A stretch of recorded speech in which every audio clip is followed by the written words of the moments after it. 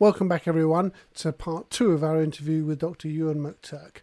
In part 1, we talked about Euan's early career, his EVs and how best to look after a battery in a Nissan EV. Let's get back to it and discuss CHAdeMO. I think we're going to miss CHAdeMO.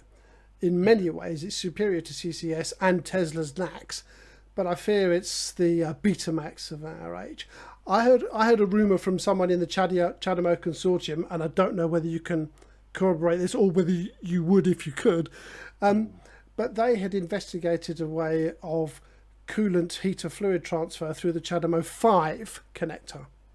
I said, the cable's already stiff enough, it's a two-man job handling a CHAdeMO cable. But yeah, their plan, I'm told, was to thermally condition the battery only while it was connected to the charger.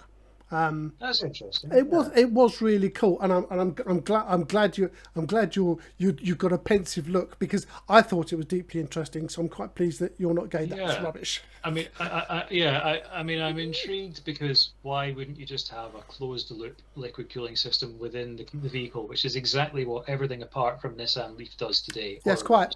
Redirects the air conditioning. Otherwise, you've got electricity and some sort of fluid, which isn't necessarily electrically conductive. So I need to see what it is. But nonetheless, you're transferring electrons and fluid in the same enclosure. Cable. Yeah. And of course, what happens if you pull out a petrol pump before you've properly released the nozzle? Obviously, that it kind of spills everywhere and all of that. So and also the coolants that you would typically get in an electric vehicle battery pack, you'd be looking at stuff like glycol. I think that is what they mentioned. Yeah, they were going to pump glycol. No. But it's really thick. It's really thick, isn't it? It's very viscose. It is an absolute pisser to try and get out of your clothes if you get it on your clothes. I remember when I worked at WMG University of Warwick, which is, by the way, if you're listening to this and you are a young or older academic who is looking for a kind of bit of industry experience, WMG University of Warwick is this incredible interface between academia and industry. So you've got the likes of Jaguar Land Rover very heavily infiltrated in there. You've got real vehicles and real EV projects and things that you're working on in this vast, very well backed, financially backed and industry backed facility. It is incredible. But anyway, I just remember the kind of lead technician, and in fact, actually, no, it might have been Anthony rather than Terry. If any of you are listening, hi, I love you very much. I miss you terribly. You were very good to me. But yeah, I remember them because we were doing some work with glycol refrigerant to cool some cells that were being tested, and they said, do not spill that bloody glycol, because that will not come out of your lab coat, and it will be an absolute nightmare for us to clean up. And incidentally, actually, there is a patch on the ceiling of the Plug Life studio where when I was getting my heat pump installed, and they were topping up the antifreeze glycol in the central heating system, someone spilled some glycol on the loft insulation and thought nothing of it. But glycol's that heavy, it sunk straight through the fiberglass loft insulation, straight through the plasterboard, and pulled on it to make a little patch on the ceiling. And of course, I said to the company afterwards, and they were like, oh, that's a shame. Didn't actually bloody fix it, did you? Anyway, point is that that's a reminder that glycol is a complete faff. So putting that through a consumer-facing cable, nah. Keep it contained. The specifications for CHAdeMO 5 have been released, and they don't include two weird pipes for glycol. But yeah, I thought it was an interesting thing, and I thought I might run it past you. I'm going to put it in the category of, I don't know if anyone remembers the 90s TV show. I think it was on CBBC, admittedly, showing my age now. But it was It'll Never Work. And it was like all the crazy inventions. It was all the kind of crazy inventions that just, you could tell that they wouldn't work particularly well. And that is a prime example of why would you bother for consumer electric vehicles. I don't think that's necessarily worth it. That said, if you were to pump the kind of heated refrigerant from your vehicle out into a massive heat sink that was completely, obviously built within the charger as opposed to within the vehicle, yes, you could extract heat quicker. But I reckon that for consumer-facing electric vehicles, maybe for trucks, but even then, chances are you would have a sufficiently large radiator to be able to expel the heat from a liquid-based thermal management system. I reckon you're overcomplicating it by making some sort of contact, some sort of bridge through which a coolant could leak. Yeah, I'm skeptical of that one, I must say. In the days before we recorded this interview, BMW confirmed that they will be building MINI at Cowley, not far from me in Oxfordshire. Brilliant news for British manufacturing in general. We've lost British Volt. I'm sure we're going to learn some more about that, probably in the courts in the coming years. Jaguar Land Rover's parent company, Tata, are said to be building a so-called gigafactory in Somerset, £4 billion. And AMTE Power up in Thurso. Now, you know about them. They're doing some really interesting stuff. They've been messing with this gear since the 90s. But their Thurso facility is tiny. I want to hear a bit more about them. You've been there. Tell us a little bit. Yeah, so Anti-Power is the underdog, but also the OG of the battery industry in the UK. So they started off with a military background in Thurso in the 90s, as you say. They went, they kind of bounced along for a bit, and then in the kind of early to mid 2010s, they received some investment, some new management. They started trying to produce batteries for civilian purposes like electric vehicles. And they took this antiquated kind of yellowing with age, like an old 90s desktop computer production line, which looked like Bertha the Big Machine, and also, again, showing the age when I was watching kids' TV.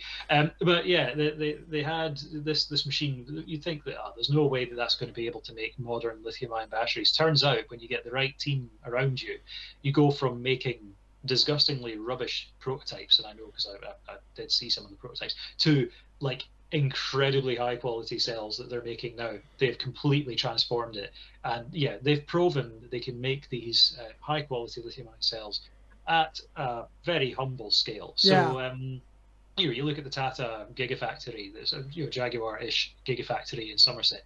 That's going to be 40 gigawatt hours. You look at what Tesla is looking at building with the 4680 production lines, 100 gigawatt hours worth of cells per annum. If I remember correctly, Thurso is 0.1 gigawatt hours. It's very small. So we need to be able to build considerably more cells than that en masse. So that's why they have their sights set on Michelin Scotland Innovation Park, which is the former tyre factory in Dundee turned into a thriving e-mobility hub, which is incidentally also home to MEP Technologies, which makes battery packs from any cells that from trusted suppliers that they can get their hands on. So MEP Technologies is already there, and hopefully AMTE, should they receive funding, and Rishi, I sincerely hope that you are watching this because it would make sense for AMTE to get this funding, then they will build their mega factory in Dundee, and then they're going to start mass producing no ordinary cell. They, amongst the chemistries they're working on, have teamed up with Faradion to produce sodium ions. Why is this important? Is important because not only have you eliminated cobalt, nickel, and other kind of contentious materials, you've also eliminated lithium, which, to be honest, there's a heck of a lot of lithium in the world, but I won't go down that rabbit hole of just how much lithium there is. It's a case of ramping up the supply chain. But sodium, that supply chain is even more developed, is even more mature, and sodium's even more abundant. So you're looking at really cheap, sustainable materials. You're also looking at a cell chemistry that can safely be flattened right down to 0 volts. Unlike lithium ion, you can't really take it below 2.5 volts typically, otherwise you irreversibly damage the cell. Yeah, deep discharge is bad. Exactly, whereas you can completely discharge down to 0 volts the sodium ion cell, ship it halfway around the world with no energy in it. So in other words, the amount of fire risk it would have would be the exact same as my wooden desk. Like if you really tried to burn it, there's the stuff in there that might burn, but it's not going to ignite itself.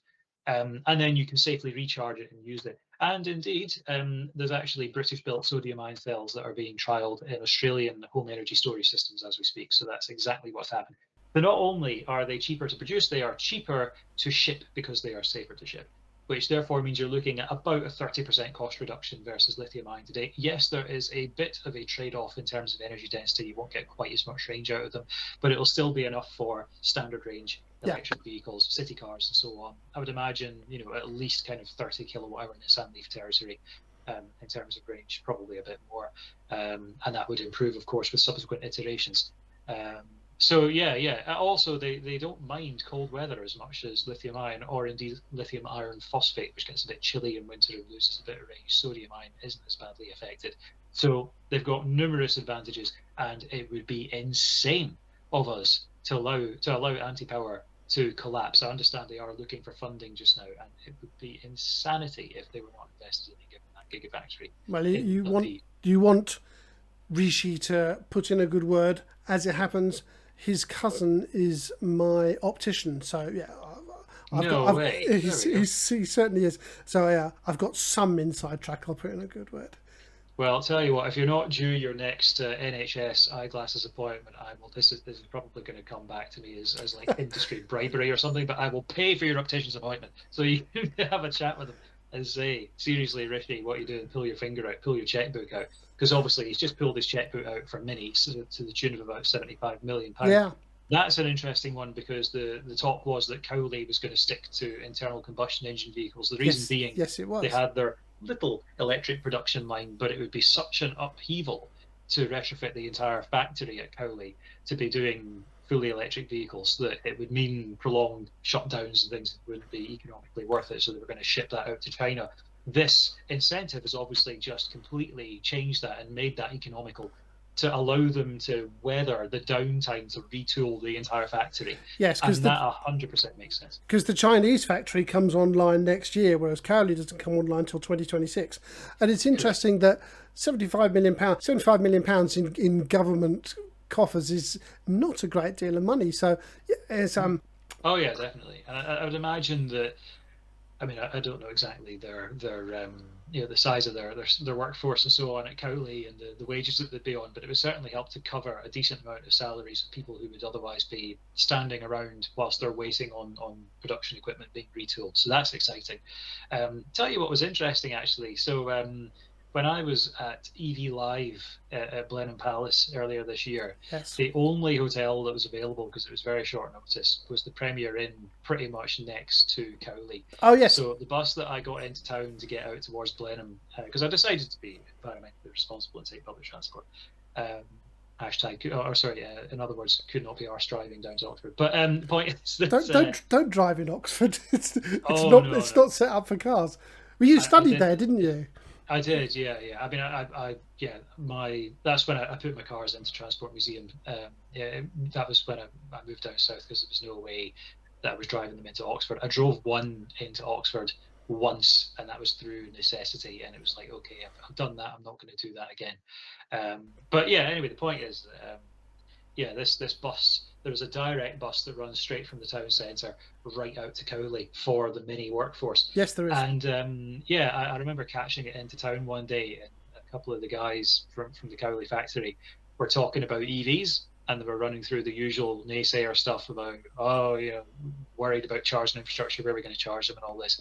And this had kind of gone on for a bit, and there was just like a 2-second silence, and then they would have just heard from a couple of rows behind them, have you got a driveway? And sort of 10-15 minutes later, every bit of kind of naysayer, some of it was kind of valid if you've had the tabloids absolutely hammering into you relentlessly, and all of that had been neatly answered and concerns allayed. And I don't think they were completely convinced, but you could tell that the cogs were turning, and they were taking on board that information. So hopefully by 2026, the team will be proud to be making electric vehicles rather than just going, well, it's a paycheck, but I don't know about this malarkey, I'm going to go off script just for a second. It's curious to me that some of the worst naysayers, as you rightly call them, and the worst, dispensers of FUD are in the industry. It's shocking to me that these haven't realised that when 2030 comes, and I pray that 2030, the ban on new internal combustion engine vehicles, when that does come, their lives and their industry is going to change forever, irrevocably, and they need to get with the program. And there's so many in industry are not. It's strange and disappointing to me both. Yeah, It is nuts, and those are the people who are going to find out pretty hard and fast that they're on the wrong side of the way things are going. That's you. They Yes, will. that's yeah. You've yes. That's what I meant to say. You said it much better. Yes. Oh no, no. I mean, to be fair, we'll see blips along the way. For example, Onto has collapsed. They will have inevitably have had quite a lot of cars on order, slash cars that are out to lease. That will result in a glut of other EVs in conjunction with, I believe, we're coming up to the kind of like new reg or slash end of period, and people are trying to sell cars as quick as they can, and that's going to suppress value of new cars, and it's going to result in a glut of used cars, end of lease, and all this as well. And then demand will fluctuate. We're currently going through a bit of a sort of mini. I say mini; it's actually quite substantial cost of living crisis. But as things start to settle again, and as prospects start to improve, then people start to open their wallets again, and we'll start to see that uptake. And that's what we had in sort of 2020, 2021, which admittedly was exacerbated by the global chip shortage and things as well.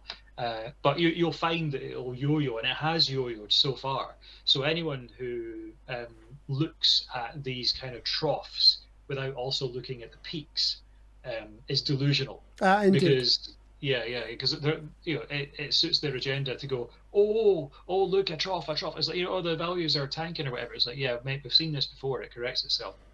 Yeah, I bought my Leaf. I bought Sparky 18 months ago, and as we were driving into the Chilterns to the guy who I bought it from, the news on the radio was diesel prices highest ever, and so I didn't mind. I didn't mind that I was paying over the odds. I wanted a Sonic Blue Leaf.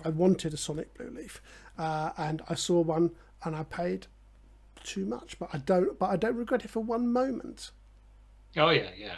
I think it's a fair kind of a point to put out about Busby as well, because when I bought Busby in May 2017, I had been looking in earnest since the summer of 2016, and I knew that I could have got Busby, still the 2014 plate, but a year younger with less mileage on it, for £6,500 back then. So I was annoyed that I had to spend £8,000 to get the exact same car a year older with more mileage. But in May 2018, a mere year later, I was grinning like a Cheshire cat, because Busby, a year older with even more mileage on the clock, was worth £10,000. Yes, quite. So and it actually stayed there until kind of 2020, when, although new car prices were going up, the Leaf was starting to depreciate a little bit.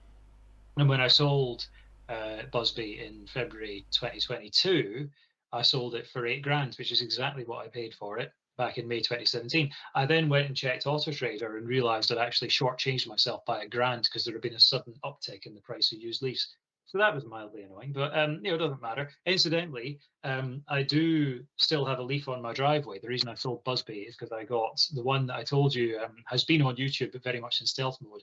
Anyone who's familiar with the Faster project, which is the project that's installing 73 much-needed rapid chargers across Northern Ireland, Republic of Ireland, and the rural west of Scotland, will know that Rick Bullemere from Generate Media and myself did 10 electric vehicle reviews on the Faster project channel at the Arnold Clark Innovation Centre.